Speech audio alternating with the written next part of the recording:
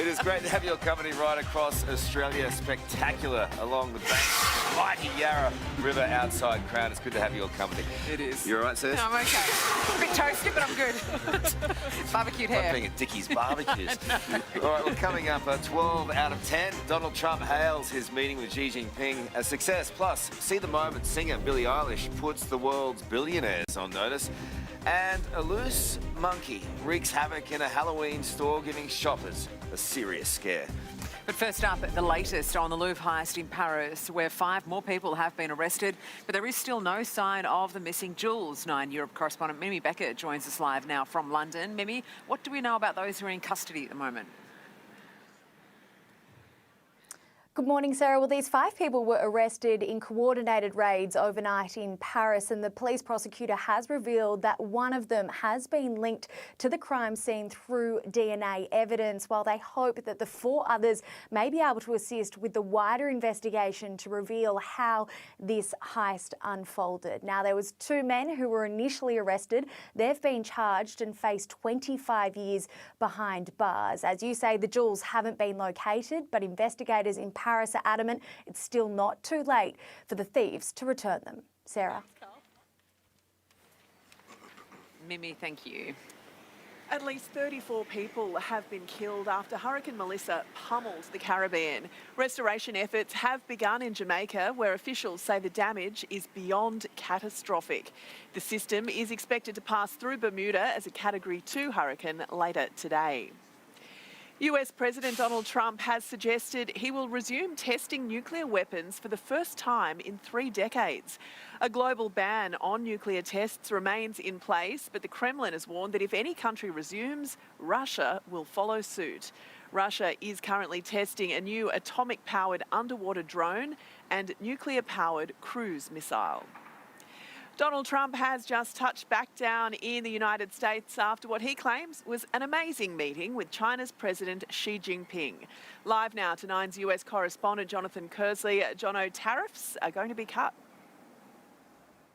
They are. 157% was to be the rate in just a couple of days. Now it is going to be 47%. These pictures just in a short time ago of Donald Trump arriving back at Joint Base Andrews in Maryland, just outside Washington, D.C., on his way back to the White House. Little to say as he made his way into the beast, but he had plenty to say on his way back to the United States, declaring the meeting a 12 out of 10, wins for American farmers, wins too, he says, in a crackdown on fentanyl, and also opening up rare earth market for China. So that is going to be significant. From the Chinese side, well, they say that there has been a level of agreement, a consensus, if you like. So now we wait to see exactly the full details of exactly what was agreed to, and still both sides are indicating there is more to come.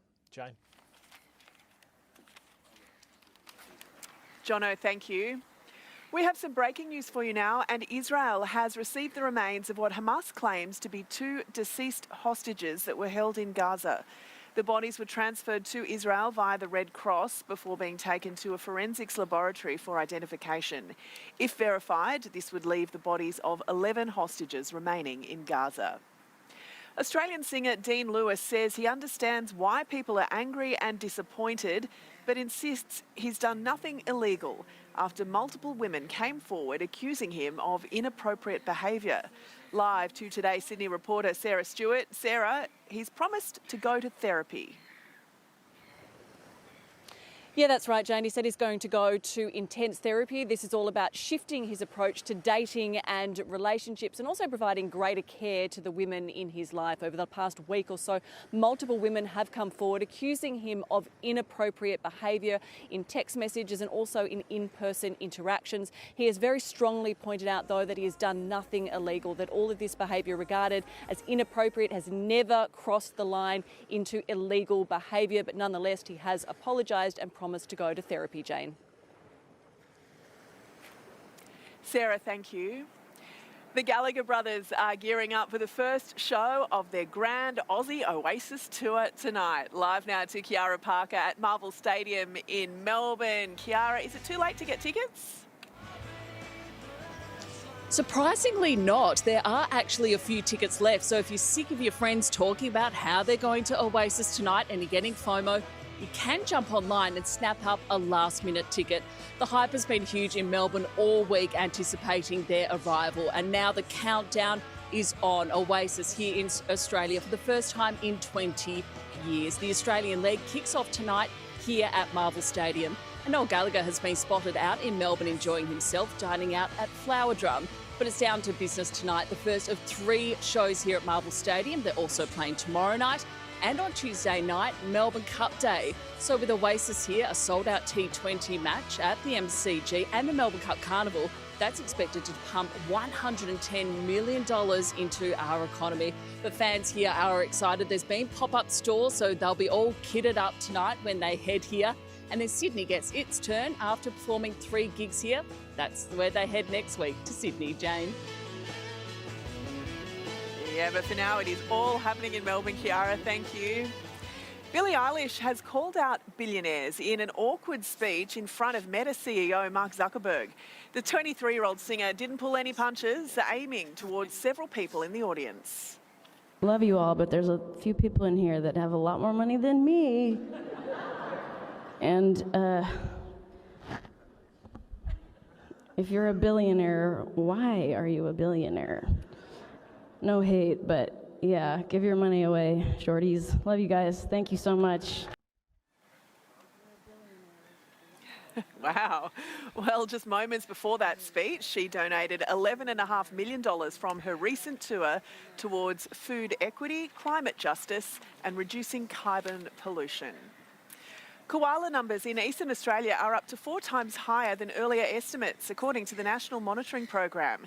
It says the rise is due to better information and surveys. But timber bosses are using the figures to call for an end to the ban on logging inside the planned Great Koala National Park. The opening of this year's birdcage at Flemington didn't all go to plan for Jessica Watson. The record-breaking sailor getting an early taste of the champagne on offer when the bottle burst into the air, drenching her hat and dress. Watson laughed off the incident with a quick wardrobe change. Australia's World Cup title defence came to a dramatic end in one of the most thrilling semi-finals in the tournament's history. Phoebe Litchfield scored a brilliant century, helping the Aussies set a daunting 339-run target for India to chase, which they did successfully. The tournament hosts sealing a 5-wicket victory with 9 balls to spare. It must surely be the greatest run chase in the history of women's one-day internationals. Wow. The victory sends India into the final, where they will face South Africa, while Australia's campaign has come to a heartbreaking finish. That is a shame. We did well, didn't we? Well, Yeah. shoppers at a Halloween store in Texas have been given a scare, not by the decorations, but from a monkey on the loose, says. Cheeky monkey. For more than 30 minutes, the monkey who got spooked by the store's setup climbed poles, swung from wires and climbed around the ceiling. Eventually, a cookie was offered by the owner, who regained control. See, a cookie answers every problem. It's like Dickie swinging from the rafters last night in a Melbourne restaurant. Oh, I know. Dicky, little troublemaker. Let's take a look now at the weather right across the country. And it is a bit stormy on this Friday for Brisbane, the Gold Coast, Sydney and Adelaide. Showers for Canberra, some showers around for Melbourne town today, Hobart and Perth.